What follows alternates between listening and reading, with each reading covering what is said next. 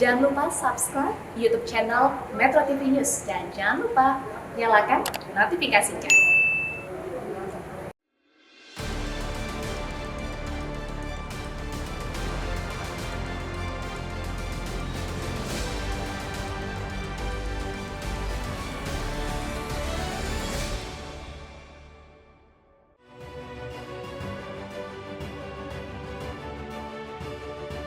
Selamat malam para pemirsa, ketemu lagi di Hot Room dengan saya, Hotman Paris.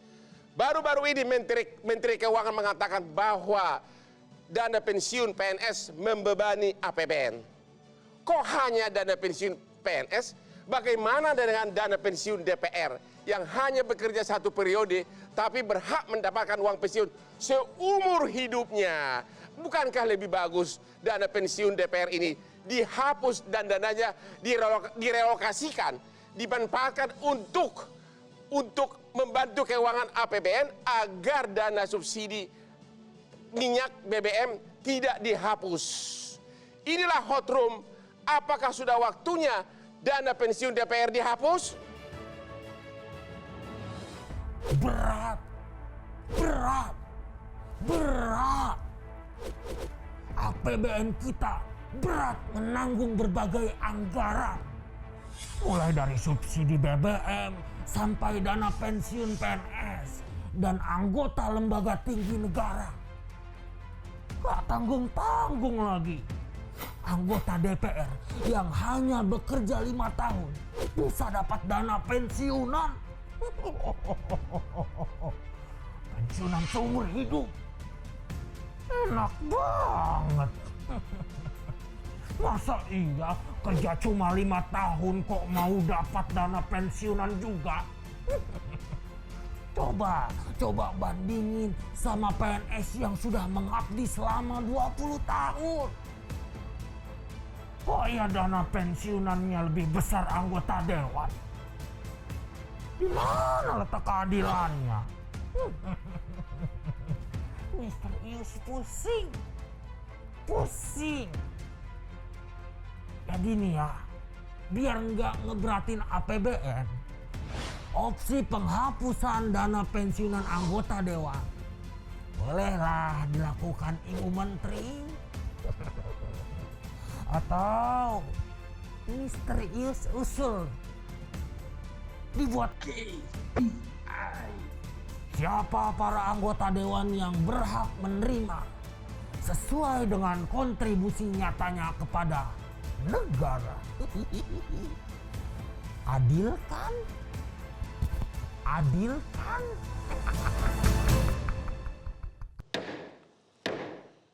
Untuk membahas topik ini, malam ini telah hadir di tengah-tengah kita. Yang pertama, Bapak Andre Rosiade, anggota Badan Urusan Rumah Tangga DPR RI. Selamat malam, Bapak. Selamat malam, Hotman. Berikutnya, Bapak Masington Pasaribu, anggota Komisi 11 DPR RI dari Partai PDIP. Selamat malam, Bapak. Ya, kalau beliau ini malam, dari Bang Hotman. Gerindra. Ya, siap. Berikutnya, Bapak Agus Pambagio, pengamat kebijakan publik. Selamat malam. Selamat malam, Pak Agus. Terakhir, Bapak Lusius Karus, peneliti Formapi. Selamat malam, Bapak. Malam, Bang Hotman. Sebelum kita ke topik, seperti biasa, agar saraf saya bekerja, selalu minum kopi dulu. Kita juga harus ngopi berarti ini. Aduh. Ini yang bikin diskusi saya selalu lancar, kopi ini. Oke. Selanjutnya kita akan melihat dulu grafis gaji dan tunjangan DPR kita yang terhormat berikut ini. Oke. Gaji pokok ya berkisar antara 4,2 juta sampai kurang lebih 5 juta. Tunjangan daerah lainnya, uang sidang 2 juta, asisten anggota 2,250. Tunjangan beras 30.090 per jiwa. Berarti kalau 5 anggota keluarga kali 5 dong ya.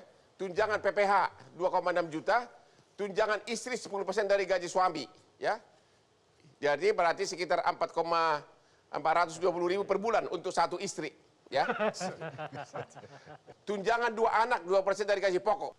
Tunjangan jabatan anggota DPR hingga ketua DPR berkisar antara 9,7 juta sampai dengan 18 juta, hampir 19 juta sebulan. Tunjangan kehormatan ada lagi 5,5 juta sama 6,6 juta. Kehormatan loh masih ada ya. Tunjangan komunikasi. Maksudnya apa ya? Main medsos apa? 15 juta. Kemudian tunjangan peningkatan fungsi pengawasan.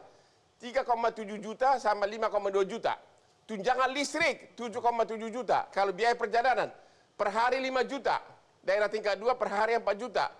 Uang representasi harian per hari 4 juta. Untuk tingkat 2 3 juta. Banyak benar sih. Oke, fasilitas rumah tangga. Ya, fasilitas rumah jabatan 3 juta untuk daerah Jakarta Selatan ya per tahun, tapi di samping ada dikasih rumah juga, udah dapat rumah dikasih lagi uang.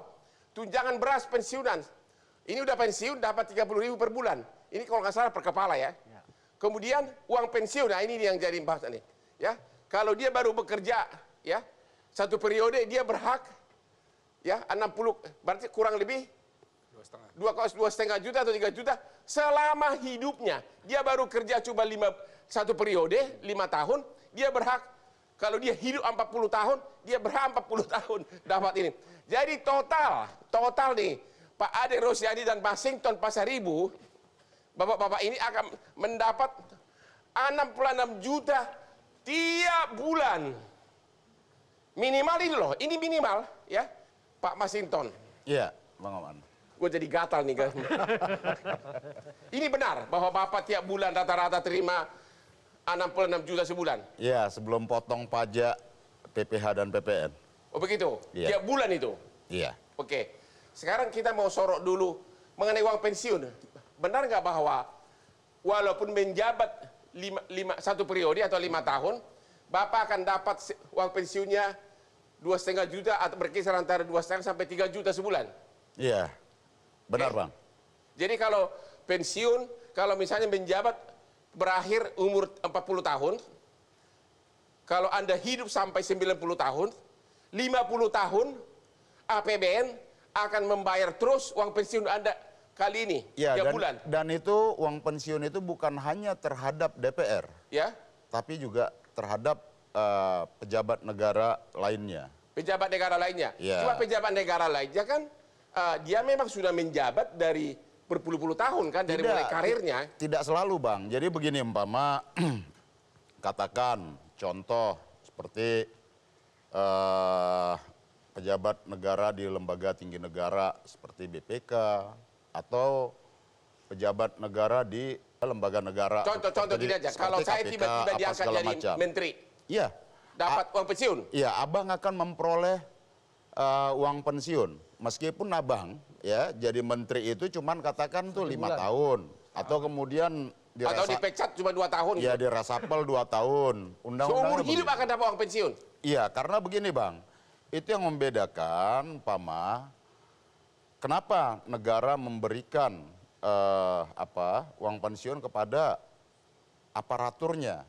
Karena kan pejabat negara itu bagian dari aparatur negara. Iya. Selain Ya. yang disebut ASN, PNS, apa segala macam. Seperti itu. TNI, Polri. Tapi kan ya, TNI, ASN kan termasuk sudah AKM. menjabat dari mulai bawah sampai ke atas, bisa 30 tahun dia Iya, bekerja. jadi ada itu yang namanya pejabat negara berdasarkan fungsinya, Bang, di Ya. lembaga-lembaga negara, ya. Kemudian ada pejabat negara yang bersifat dia administratif, seperti di pemerintahan. Nah, yang itu memang dia berkarir dari bawah bertahun-tahun.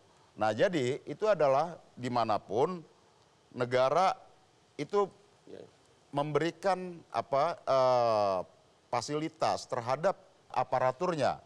Nah, itu lagi-lagi tergantung kepada keuangan negara. Tetapi yang harus kita lihat kan begini, Bang. Negara dia punya aparatur melaksanakan tugas dan fungsi-fungsi kenegaraan di masing-masing lembaganya. Maka itulah negara memberikan bentuk tanggung jawabnya seperti itu. Menteri Keuangan dengan rapat dengan DPR mengatakan bahwa dana pensiun PNS sangat memberatkan APBN. Emang pensiun DPR tidak membebani APBN? Ya tentu semua kan bersumber dari APBN. Membebani? Kalau menurut saya begini, Bang, pensiun itu dianggap membebani keuangan negara, ya boleh semuanya dikoreksi gitu ya. Jadi Anda setuju hapus saja gitu? Iya, jangan hanya PNS, ya, tapi juga lembaga pejabat-pejabat negara yang juga menerima pensiun tadi. Menurut saya harus diberlakukan sama. Oke, Pak Karena Andre. ini bagian dari aparatur negara. Oke, Pak Andre, anggota DPR kita. Apakah Bapak setuju dana pensiun DPR ini membebani APBN?